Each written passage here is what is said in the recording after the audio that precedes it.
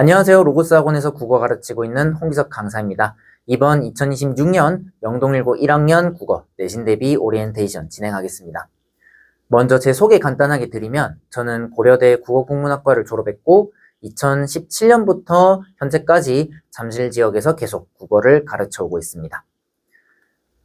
자, 먼저 오늘 말씀드릴 순서부터 소개를 좀 드리면 첫 번째로 영동일고 국어 내신 출제 경향이 어떻게 되는지 안내를 드리고, 그리고 출제 경향에 맞춰서 내신 대비 시 학생들이 어떤 점에 주안점을 둬야 하는지 소개를 드릴게요. 그리고 세 번째, 저희 수업 진행 방향과 마지막 그동안의 성과 순으로 소개를 드리겠습니다. 자, 먼저 영동일고 1학년 국어 출제 경향에 대해서 말씀을 조금 드리면, 사실 25년 같은 경우에 24년도와 좀 시험 경향이 있어서 차이가 좀 많이 있었거든요. 그래서 24년도까지는 교과서 범위가 조금 고정적으로 나오고 거기에 추가 작품을 얻는 형태로 시험 범위가 구성이 됐다면, 작년 같은 경우는 교과서 시험 범위가 대폭 늘어난 게 특징 중에 하나였습니다. 더불어서 과거 24년도 이전까지 서답형 문항 같은 경우 단답식 형태로 많이 단답형으로 그냥 답을 쓰게끔 그렇게 많이 나왔었는데, 50자 이내로 서술하라는 형태로 조금 서술형 문제 유형이 까다로워졌습니다. 그리고 세 번째로 추가 프린트 같은 경우도 24년도까지는 소위 말하는 필수 문학 작품 위주로 구성이 됐었거든요. 근데 작년 같은 경우는 상당히 마이너한 지엽적인 추가 프린트가 들어가는 형태로 시험이 이루어졌었고, 그리고 외부 작품 같은 경우도 원래 영동일고에서는 전통적으로 외부 작품이 많이 나왔었어요. 근데 작년 같은 경우는 외부 작품의 비중이 감소하고 대신에 보기를 활용한 외적 증거 기반의 판단 유형이 증가한 게 특징이었습니다. 자, 그래서 먼저 시험 범위를 24년과 25년 비교해서 먼저 보여드리면, 첫 번째로 24년도의 시험 범위 몇 가지를 지금 가져와 봤어요. 여기 보시면 제가 초록 색깔로 표시해 놓은 게 교과서 시험 범위고, 거기에 플러스 알파로 추가 프린트를 빨간 색깔로 표시를 해놨거든요. 보시면 국어 교과서 범위에 문학 작품 몇 개 지금 이렇게 들어있고, 모의고사 기출이라든지 추가 작품이 이렇게 들어있는 그런 모습이 있어요. 그래서 보면 교과서 시험 범위가 그렇게 많은 편이 아니고, 그리고 외부 작품 같은 경우도 지금 소위 말하는 필수 문학 작품 위주로 구성이 되어 있는 모습을 볼 수 있거든요. 근데 25년도 넘으면서는 시험 범위 구성이 좀 달라집니다. 여기 보시면 이게 1학기 중간고사 시험 범위인데, 지금 첫 페이지부터 101쪽까지 거의 교과서 시험 범위로만 이루어져 있는 모습을 확인할 수 있거든요. 그리고 문학 작품뿐만 아니라 여기 보면 대화 예절과 책임감 있는 국어 생활이라든지 혹은 인간과 동물의 공존이라든지 이런 조금 짜투리 같은 단원도 시험 범위에 포함이 된 모습을 볼 수 있습니다. 보통 국어 교과서의 구성을 조금 살펴보면 문학, 문법이 보통 메인이 되고, 거기에 플러스 알파로 독서라든지 화법이라든지 작문이라든지 이런 것들이 곁다리로 들어가는 형태로 교과서가 구성이 돼 있거든요. 그래서 보통 학교에서 시험 범위를 구성할 때는 문학이랑 문법을 메인으로 삼는 경우가 많아요. 근데 작년 영동일고 같은 경우는 그 이외의 파트 역시도 시험 범위, 교과서 범위로 포함을 시킨 게 특징이었습니다. 그래서 여기도 지금 보시면 토론, 인공지능을 면접에 활용하는 것이 바람직하다 같은 것들 들어있었고, 비문학 같은 경우도 시험 범위로 포함시키는 그런 특징이 있었어요. 물론 모의고사 기출 역시도 그리고 추가 프린트 역시도 시험 범위에 들어있기는 한데, 근데 여기에서도 조금 24년도와 다른 점이 있다고 한다면, 지금 하나의 예로 지금 기영도의 가는 비 온다라고 하는 작품이 여기 시험 범위에 포함되어 있잖아요. 근데 이 작품 같은 경우는 지금까지 교과서에도 실린 적 없고 모의고사에도 출제된 적 없고 수능 특강 같은 데서도 실린 적 없는, 순전히 학교 선생님의 개인적인 취향을 반영해 시험 범위에 포함된 작품이에요. 그래서 이런 작품 같은 경우는 기존에 만들어진 문제라고 하는 것이 없고, 그리고 작품 해석의 근거도 학교 선생님의 수업밖에 없기 때문에 아무래도 이런 점에서 학생들이 시험 대비를 하는데 어려움이 조금 있었다고 보시면 될 것 같습니다. 그래서 정리하면 과거와 달리 작년 같은 경우는 시험 범위가 되게 조금 넓은 편이었고, 이렇게 시험 범위가 넓을수록 시험 기간 동안 효율적인 시간 분배, 그리고 꾸준히 공부량을 투입하는 것에 따라 성과가 많이 좀 좌우됐다고 생각하시면 될 것 같아요.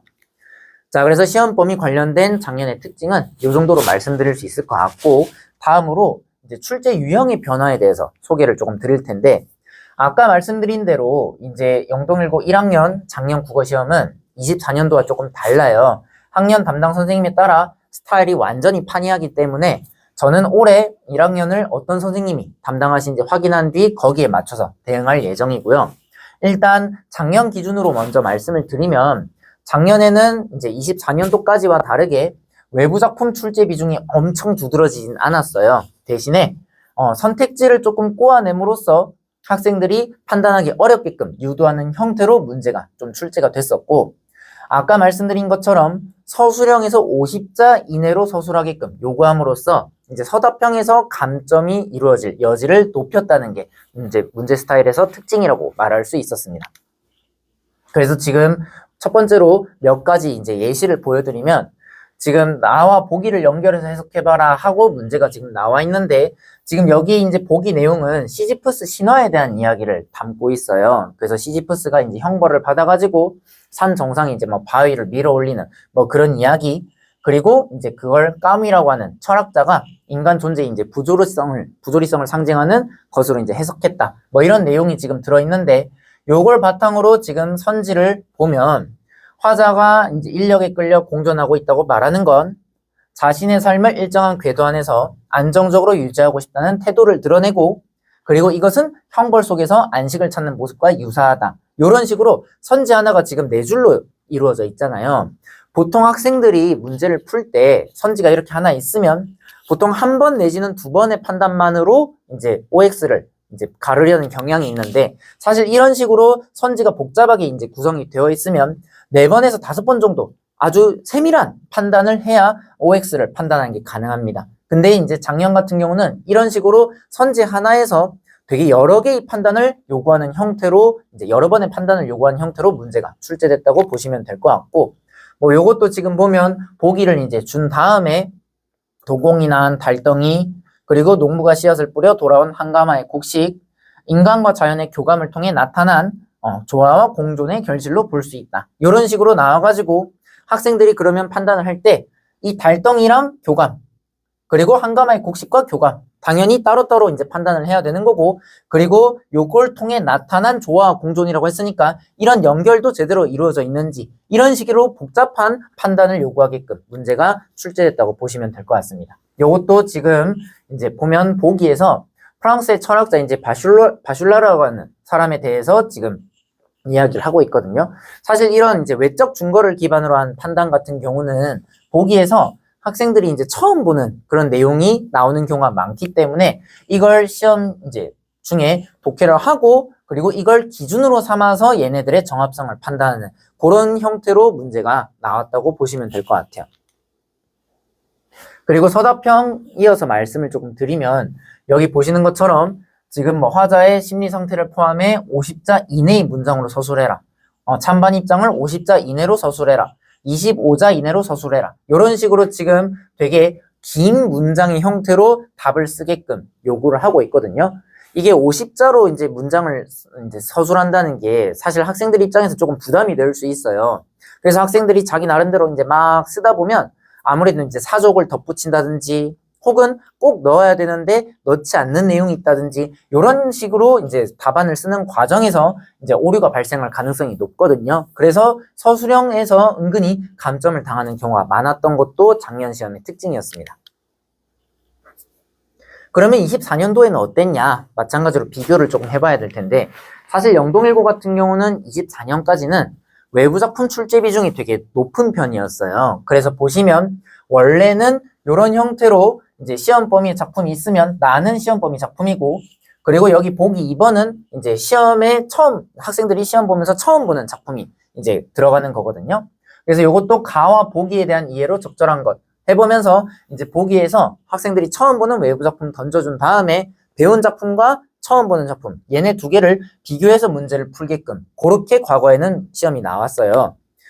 그리고 영동일고 같은 경우는 아무래도 이제 사립학교다 보니까 학교 선생님이 이제 보통은 쭉 가시는 편이고, 그리고 학교 선생님이 이제 조금 좋아하는 그런 선지 패턴이 조금 있었거든요. 예를 들면 요 두 개는 지금 별개의 이제 문제인데 여기서 부사어를 활용해 의미를 강조한다. 내지는 동일한 부사어의 반복을 통해 이제 현대문명의 속성을 강조한다처럼 이제 반복되는 문제의 패턴이라고 하는 게 이제 존재를 했었거든요.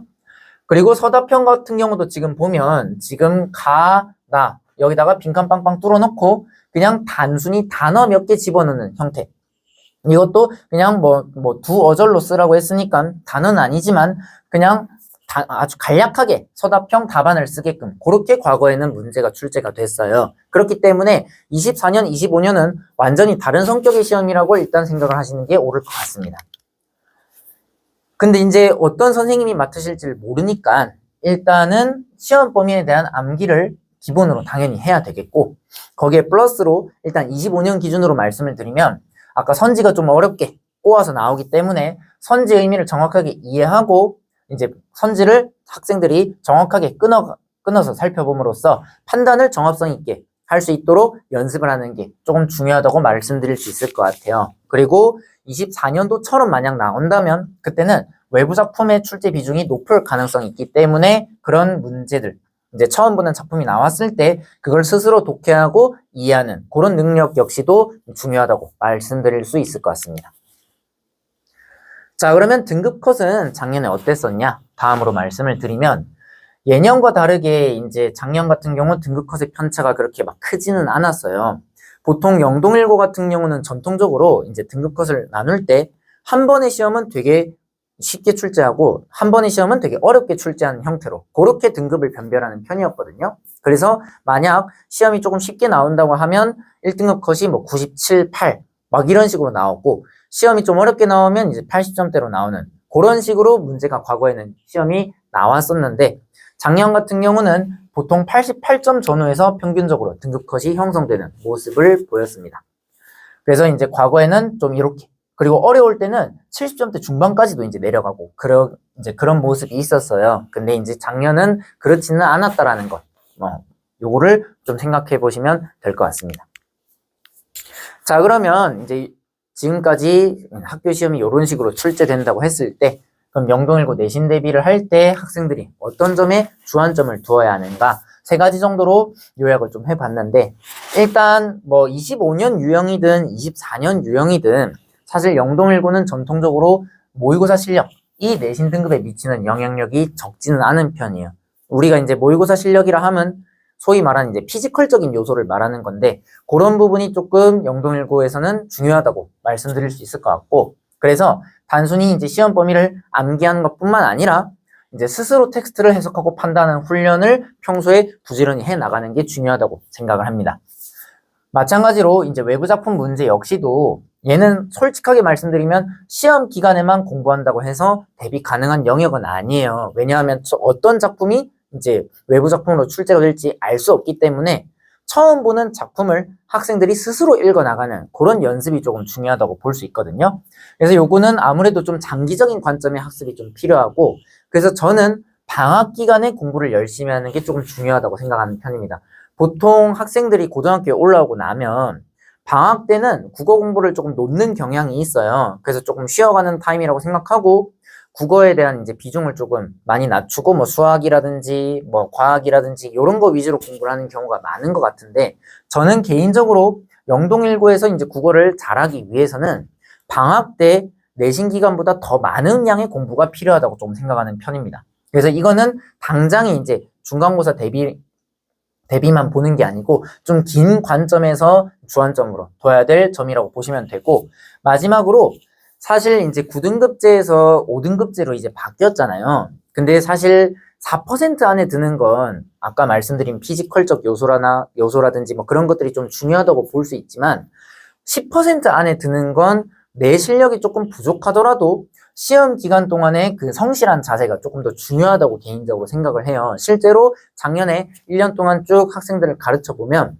국어 실력 자체는 아주 뛰어난 편은 아니지만 성실한 자세로 이제 시험 대비에 임했을 때 좋은 등급을 받는 경우가 많았기 때문에 저는 요게 이전보다 더욱 요구된다고 생각을 하고 있습니다. 자, 그러면 이제 지금까지 학교 시험이 이렇게 나왔고 그리고 어떻게 대비해야 되는지 말씀을 좀 드렸는데 저희가 그러면 어떻게 수업을 진행하는지 거기에 대해서 다음으로 좀 소개를 드릴게요. 일단 저는 수업의 표어를 이제 학습의 태도를 교정하는 수업이라고 잡아봤거든요. 사실 이 국어라고 하는 과목이 아무래도 이제 대부분의 학생들이 모국어화자다 보니까 공부를 할 때 잘못된 방향과 잘못된 습관을 갖고 공부를 하는 경우가 되게 많은 것 같아요. 근데 그 잘못된 태도로 공부를 하고 있음에도 불구하고 그걸 스스로 인지하지 못한 채 고등학교 3년을 보내는 경우가 많다 보니까 공부를 해도 성적이 안 오르는 그런 경험을 학생들이 많이 하게 된다고 저는 생각을 하거든요. 그래서 저는 이제 학생들과 수업을 하면서 그 잘못된 습관과 태도를 교정하는 데 좀 많은 공을 기울이고 있습니다. 사실 태도를 교정한다는 게 조금 막연하게 들리실 수도 있을 것 같아요. 그래서 뭐 요거는 아마 이제 캡처를 한 거다 보니까 이미지를 올린 거다 보니까 자세하게 보이지는 않을 텐데 뭐 요거는 제가 보통 처음 내신 대비 시작할 때 학생들한테 우리가 이제 고등학교 올라오고 나서 국어 과목의 성격이 어떻게 바뀌었고 우리는 어떻게 공부를 해야 된다 라고 하는 걸 이제 안내를 하는 편이거든요. OT를 하면서 그 OT에서 제가 설명하는 내용을 그냥 문서화 시켜 놓은 거예요. 그래서 지금 여기 보시는 것처럼 지금 고등학교 국어를 제대로 공부하기 위해서 이제 기존의 습관, 기존의 학생들이 공부해왔던 것들 중에 어떤 점을 버려야 되고 우리는 앞으로 3년 동안 어떻게 공부를 해나가야 하는지 그런 것들을 저는 교정하는데 조금 많은 공을 기울이고 있습니다. 이런 거는 제가 수업 중간중간에 또 계속 학생들 지도하면서 얘기를 하는 편이고 처음 수업할 때 그리고 계속 뭐 이제 수시로 점검하는 내용이라고 보시면 될 것 같아요. 그래서 이제 저는 국어 과목에 이제 접근하는 근본적인 태도 자체를 교정하는 데 조금 중점을 두고 있고 뭐 요거 앞에 이제 보여드린 거는 사실 저희가 이제 지난번에 설명회를 했었는데 그 설명회 때는 구체적으로 학부모님께 안내를 좀 드렸었거든요. 그래서 뭐 요게 만약에 조금 구체적으로 어떻게 수업이 이루어지는지 궁금하시다고 하면 학원으로 연락을 주시면 제가 여기에 대해서 좀 더 상세하게 안내를 드릴 수 있을 것 같아요. 그래서 첫 번째로는 이제 태도 교정에 많은 공을 기울이고 있다는 점 말씀드리고 싶고 그리고 저는 이제 수업을 할 때도 아무래도 이제 시험 범위가 많고 하다 보니까 보통 국어 내신 수업이 이루어지는 과정을 보면 그냥 자습서 주석을 읽어주는 수준으로 수업을 쭉 진도를 나가고 그러고 남은 시간 동안에는 그냥 문제풀이 하는 형태로 내신 대비가 많이 이루어지는 것 같은데 저는 그런 형태의 수업을 조금 지양하는 편이고 한 번 수업을 할 때 학생들이 배운 작품에 대해서 완벽하게 이해하고 스스로 납득할 수 있도록 이제 수업을 진행해 나가고 있습니다. 그러니까 어떤 문학 작품에 대해서 이제 특정한 주석이나 해설이 달리면 왜 그런 해설이 달리는지를 학생들이 납득을 해야 결국은 암기까지도 할 수 있다고 생각하는 편이에요. 그래서 그걸 상세하게 설명하려고 노력하는 편입니다. 그리고 뭐 이제 클리닉 같은 경우에 보통 이제 국어는 주말에 수업을 하고 평일에 클리닉이 많이 이루어지잖아요. 근데 클리닉 같은 경우에 단순히 이제 문제풀이 시간처럼 생각을 하는 경우들이 많은 것 같은데 저는 그런 형식적인 클리닉을 지향하는 편입니다. 그래서 학생들이 한번 클리닉을 오면 진짜 제대로 된 공부를 하고 그리고 지난주에 배웠던 그 작품에 대해 완벽하게 이해하고 갈 수 있도록 즉 클리닉에 오면 이전에 비해서 무언가 하나 더 배워갈 수 있도록 클리닉을 운영하고 있습니다. 그리고 마지막으로 이제 제 수업은 1학년보다 2학년이 더 많이 듣는다는 그런 특징이 있어요. 요거를 제가 넣어놓은 이유가 뭔고 하면 사실 처음에 고등학교 입학해서 내신 대비 학원을 결정할 때는 보통 학부모님들께서 이제 이곳저곳 학원을 알아보시고 등록을 하시는 경우가 많잖아요. 근데 학생들이 이제 고등학교에 입학하고 실제로 시험 대비가 몇 번 이제 진행되고 나면 그때부터는 주변 친구들이 어디를 다니고 내 친구가 시험을 잘 본 내 친구가 어디를 다니는지 그런 게 선택에 있어서 중요한 기준이 되는 것 같아요. 그래서 저 같은 경우는 처음에는 소수의 인원으로 이제 시작을 했더라도 주변 친구들 중에 제 국어 원래 되게 잘 못했는데 혹은 나랑 비슷한 수준이었는데 했던 애가 시험 잘 보는 그런 모습을 보고 친구 따라서 오는 경우들이 되게 많거든요.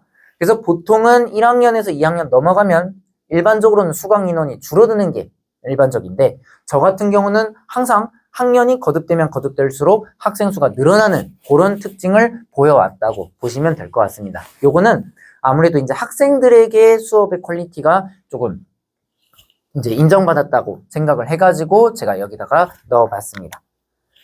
자, 그러면 이제 수업은 어떤 식으로 진행이 되냐? 뭐 저는 이제 3단계로 학생들 내신 대비를 이제 지도하는 편이에요.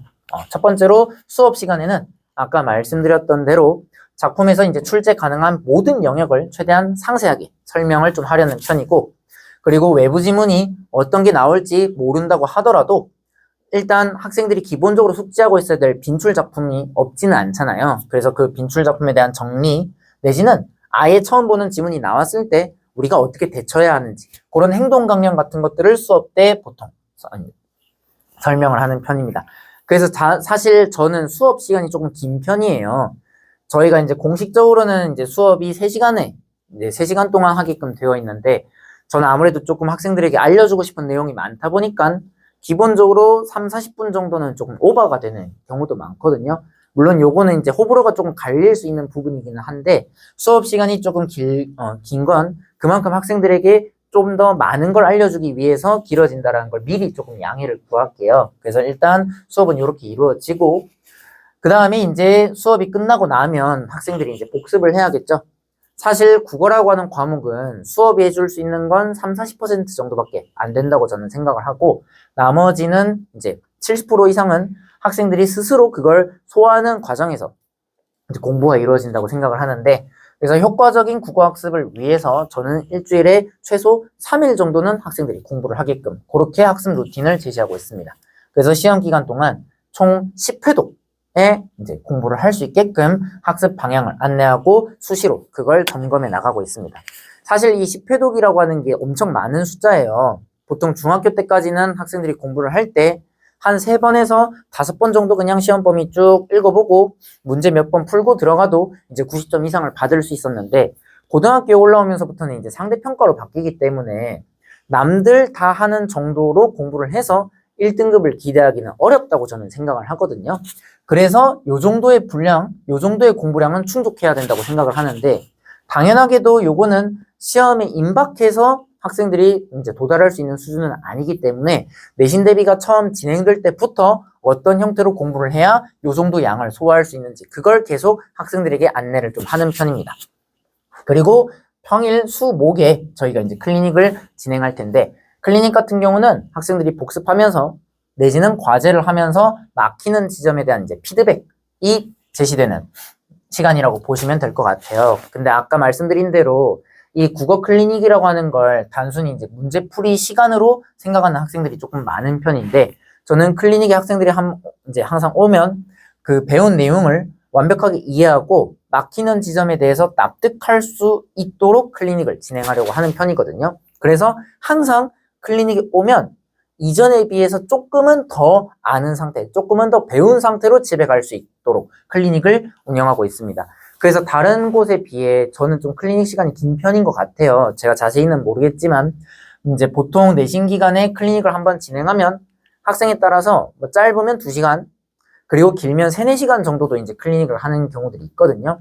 요거는 그만큼 학생들이 클리닉에 왔을 때 좀 더 많은 걸 얻어갈 수 있게끔 하기 위해서 이제 그렇게 시간이 이루어진다고 생각하시면 될 것 같습니다. 자, 그러면 제가 이런 형태로 이제 수업을 나간다고 했을 때 그동안의 입시 성과는 어떻게 됐는지도 이제 말씀을 드려야 되잖아요.